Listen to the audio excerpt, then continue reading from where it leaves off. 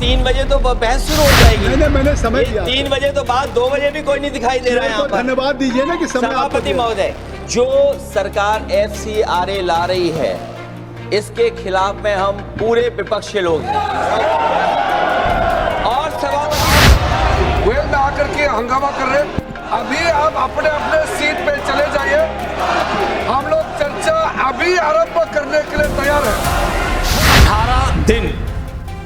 18 दिन से देश की संसद में क्या हो रहा है, देश देख रहा है। आप सदन में गतिरोध कर रहे हैं, ये लोकतंत्र के लिए उचित नहीं है।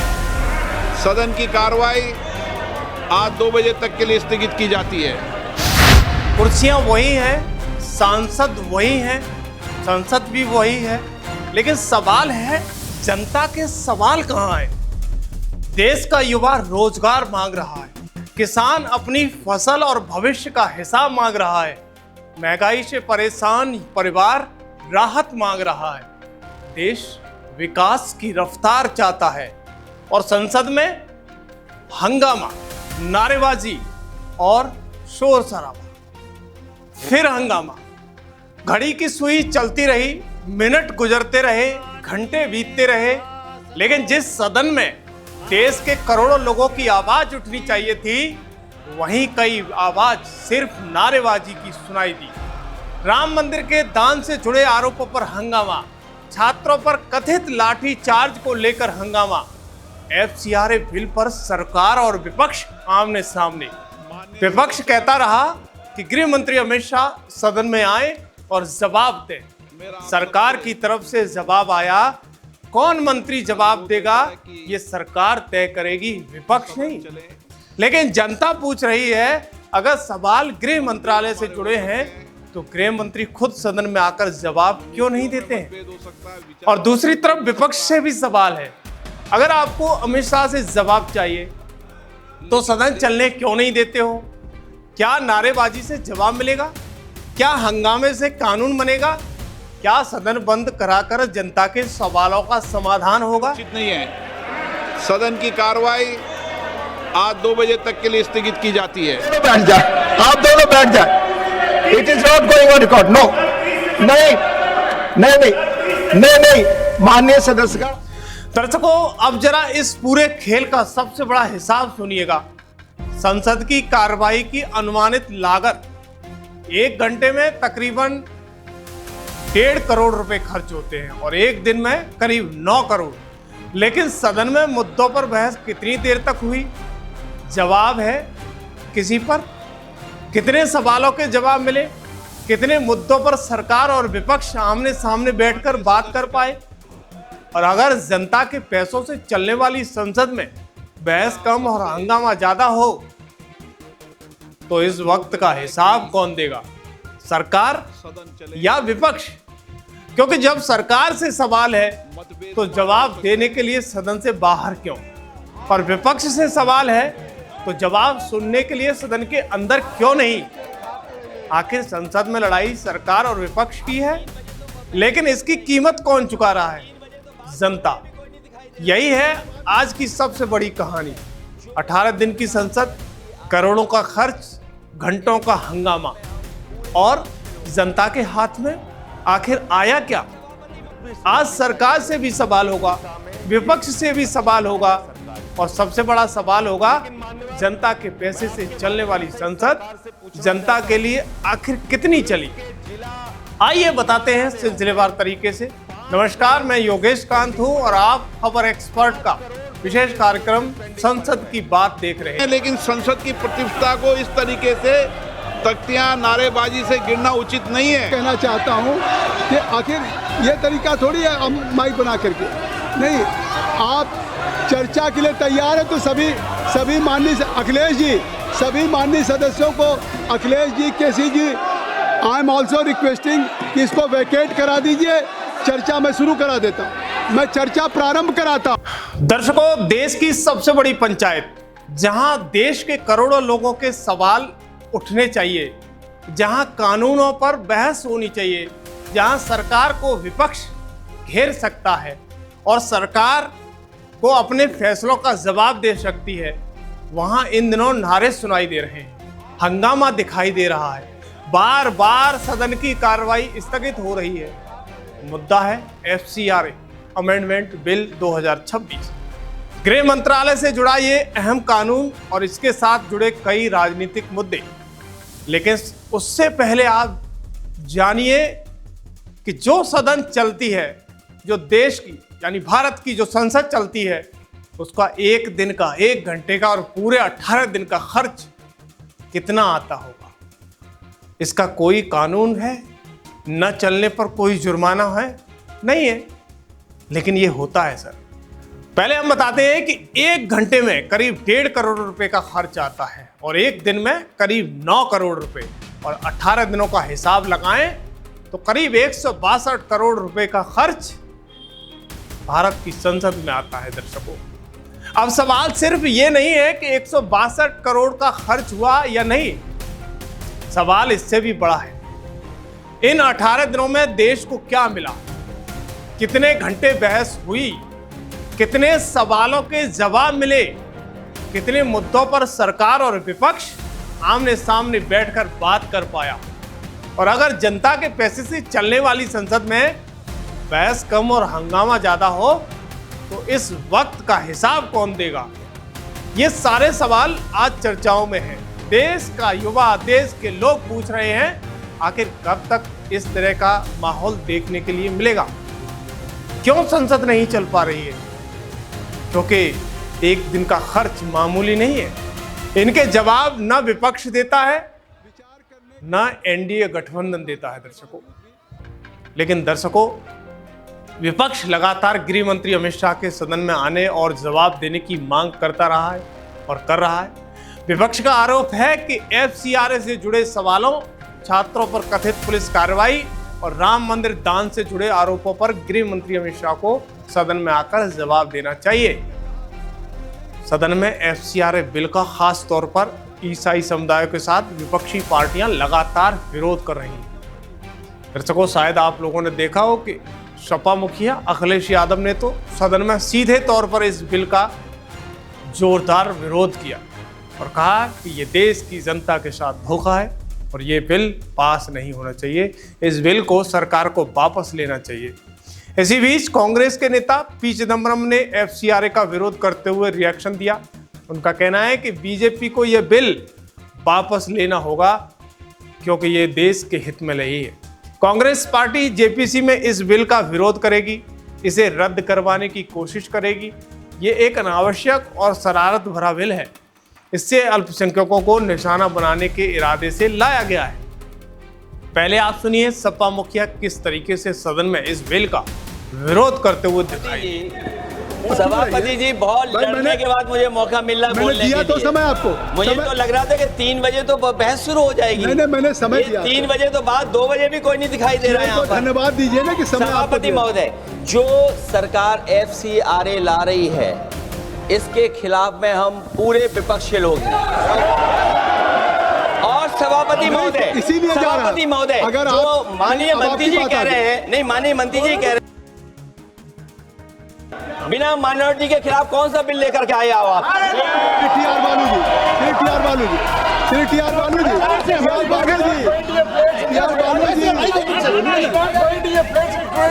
जी, ओनली TR बालू जी। सपा मुखिया के विरोध के बाद केंद्रीय मंत्री किरण रिजिजू ने लोकसभा में FCRA संशोधन बिल पर विपक्ष के आरोपों का कड़ा जवाब देते हुए कहा कि यह विधेयक देश हित और विदेशी फंडिंग पर पारदर्शिता निगरानी के लिए है और इसका अल्पसंख्यकों से कोई लेना देना नहीं है। किरण रिजिजू के मुख्य बयान विपक्ष को खुली चुनौती, यानी रिजिजू ने विपक्ष में अखिलेश यादव और अन्य नेताओं को खुली चुनौती दी। इस प्रस्ताव संशोधन बिल में एक भी ऐसा प्रावधान या क्लॉज साबित करके दिखाएं जो किसी भी अल्पसंख्यक समुदाय या संस्था के खिलाफ। उन्होंने स्पष्ट शब्दों में कहा कि भारत कोई बनाना रिपब्लिक यानी कमजोर व्यवस्था वाला देश नहीं, इसलिए देश में आने वाली विदेशी फंड के खर्च पर उचित ही नियम और कानून होना अनिवार्य है। JPC पर सवाल, यानी सरकार द्वारा इस बिल को संयुक्त संसदीय समिति यानी जॉइंट पार्लियामेंट्री कमेटी में भेजने के निर्णय पर रिजिजू ने कहा कि विपक्ष को इसका स्वागत करना चाहिए था, क्योंकि समिति के समक्ष सभी शंकाओं और चिंताओं पर चर्चा का एक बड़ा फैसला भी हो सकता है। दर्शकों, भ्रम फैलाने का आरोप रिजिजू ने विपक्ष पर राजनीतिक फायदे के लिए एनजीओज और कुछ समुदायों के बीच इस कानून को लेकर गलतफहमी, देश के लोगों में अफवाह फैलाने का आरोप लगाया है। पहले आप किरण रिजिजू की एक क्लिप देखिएगा कि क्या कहते हुए सदन में नजर आ रहे हैं। मैं जिम्मेदारी के साथ कहता हूँ, अखिलेश जी को मैं चुनौती देता हूँ, इस एफसीआरए बिल का जो प्रावधान लाया है, इसमें एक भी प्रावधान ऐसा है आप दिखाइए जो कोई भी माइनॉरिटी का खिलाफ है। ये सर सरासर झूठ बात फैलाया जा रहा है देश में, किसी माइनॉरिटी को टारगेट करने का सवाल ही नहीं है। आप चाहते कि विदेश का धन बिना कानून के ऐसे ही देश में ला करके मर्जी खर्चा करने का क्या? This country is not a banana republic. There should be rules and regulation as per the spirit of the constitution. There is not a single provision in the proposed FCRA targeting any minority institutions. There is a campaign to mislead certain communities. I take full responsibility to ensure that not a single provision is against any minority community. This is for the well-being of the security of every community of India. दर्शकों, अब आपको बताते हैं कि FCRA bill से देश का क्या फायदा है। एफसीआरए यानी फॉरेन कंट्रीब्यूशन रेगुलेशन एक्ट। इसका मकसद है कि विदेश से भारत में आने वाला पैसा बिना निगरानी के किसी संस्था या एनजीओ के पास न पहुंचे, उसका इस्तेमाल देश के कानून और राष्ट्रीय हित के खिलाफ न हो। किसी संस्था को विदेशी चंदा लेने के लिए एफसीआरए रजिस्ट्रेशन या पेरियोर यानी परमिशन चाहिए। इसे मिलने वाले पैसे का हिसाब भी देना होता है। मौजूदा व्यवस्था में विदेशी योगदान पहले निर्धारित एफसीआरए अकाउंट में आता है। इसके लिए एसबीआई की नई दिल्ली स्थित जो निर्दिष्ट शाखा में खाता रखना होता है। इसके बाद पैसा संस्था के दूसरे एफसीआरए खाते में उपयोग के लिए ट्रांसफर किया जाता है। यानी सरकार के पास ये देखने की व्यवस्था रहती है कि पैसा कहाँ से आया, कितना आया और किस काम में खर्च किया गया। अब तक इसका क्या असर हुआ? दरअसल एफसीआरए कोई 2026 में बनाया हुआ नया कानून नहीं है। मौजूदा कानून एफसीआरए 2010 है और इसे गृह मंत्रालय लागू करता है।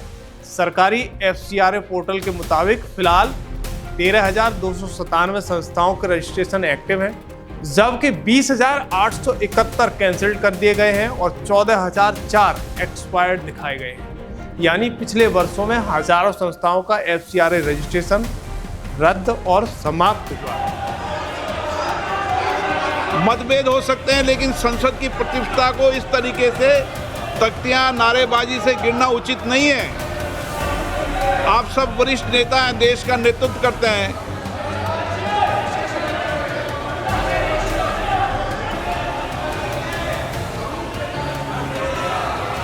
बालू जी, आप सीनियर लीडर हैं, मैं आपको अपने विचारों को व्यक्त करने का अवसर दूंगा। मेरा मत है कि प्रश्नकाल चलने दें, प्रश्नकाल के बाद आपको अपने विचारों के हिसाब से आपके पास कोर्ट्स की संख्या पर्याप्त है। अगर हिंदुस्तान की बात हम लोग करें मान्यवर, तो हिंदुस्तान में 10 लाख की आबादी पर एक जज है। विधि आयोग की रिपोर्ट के हिसाब से और बार बार आपसे अनुरोध किया गया है कि 10 लाख की आबादी पर कम से कम 50 जजों की नियुक्ति आप कीजिए। निश्चित रूप से आप 33 की संख्या बढ़ाकर 37 सुप्रीम कोर्ट में कर रहे हैं। Only TR Balu ji. TR Balu. You're suddenly bringing the bill before the home. It has to be withdrawn. The bill has to be withdrawn. I think so that's why government has referred to the judge. Kiran Rijiju ji. इस FCRA bill से विपक्ष क्यों घबरा रहा है? समझिए आसान भाषा में। दरअसल एनजीओ की जमीन बिल्डिंग पर खतरा। अगर किसी संस्था का विदेशी चंदा लेने का लाइसेंस खत्म हो गया तो विदेशी पैसे से बनी उसकी जमीन या बिल्डिंग के प्रबंधन में सरकार की भूमिका बढ़ सकती है। सरकार को ज्यादा ताकत मिलने का डर, यानी विपक्ष को लगता है कि अधिकारियों को बहुत ज्यादा अधिकार मिल जाएंगे और वे किसी संस्था के खिलाफ आसानी से कार्रवाई कर सकेंगे। स्कूल अस्पताल को प्रभावित कर सकते हैं। यानी कई संस्थाएं विदेशी मदद से स्कूल, अस्पताल और सामाजिक सेवा चलाती हैं। विपक्ष को डर है कि नए नियमों से उनके काम में परेशानी बढ़ सकती है।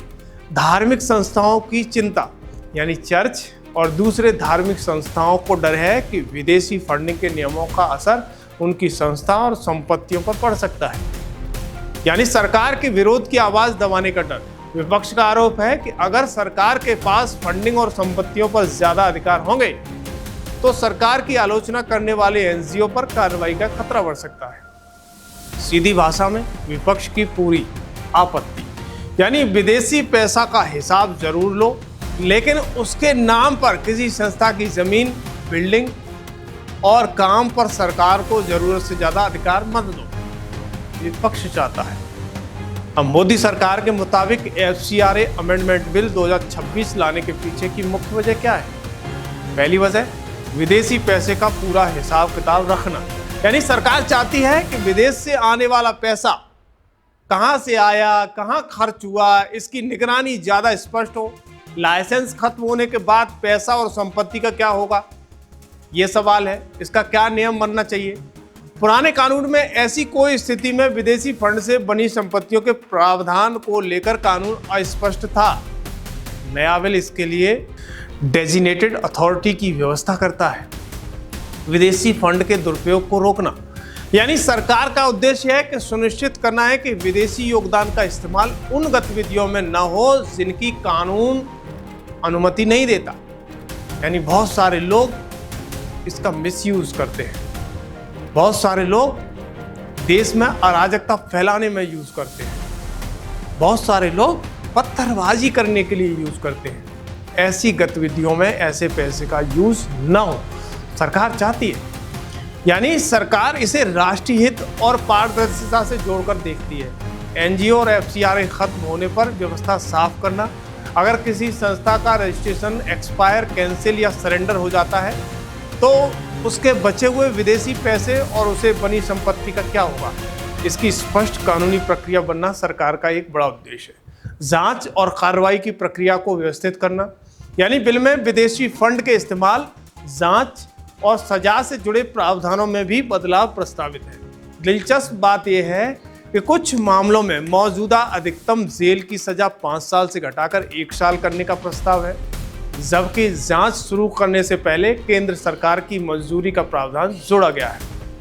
सीधी भाषा में सरकार का तर्क, यानी विदेशों से पैसा भारत में आए तो उसका हिसाब देना होगा, पैसा गलत जगह न जाए, और अगर किसी संस्था के एफसीआरए खत्म हो जाता है तो उसके विदेशी पैसे और उससे बनी संपत्ति को लेकर कानून में कोई खाली जगह नहीं रहनी चाहिए। तो दर्शकों, 18 दिन की संसद के बाद सबसे बड़ा सवाल यही है कि जनता के हिस्से में क्या आया। सरकार कहती है कि एफसीआरए देश हित और पारदर्शिता के लिए जरूरी है। विपक्ष कहता है इससे संस्थाओं की आजादी और अधिकार प्रभावित हो सकते हैं। लेकिन जनता चाहती है कि हंगामा नहीं, बहस हो, आरोप नहीं, जवाब हो, क्योंकि संसद का खर्च सरकार या विपक्ष नहीं, जनता उठाती है। अब आप बताइए कि इन 18 दिनों में संसद ने जनता के लिए कितना काम किया। सरकार और विपक्ष दोनों से आपका सवाल क्या है, कमेंट में जरूर बताइएगा। मैं योगेश कांत हूं और आप खबर एक्सपर्ट देख रहे हैं। अगर खबर आपको अच्छी लगी हो तो शेयर करें, चैनल को सब्सक्राइब करें और अपनी राय कमेंट में जरूर दें। धन्यवाद।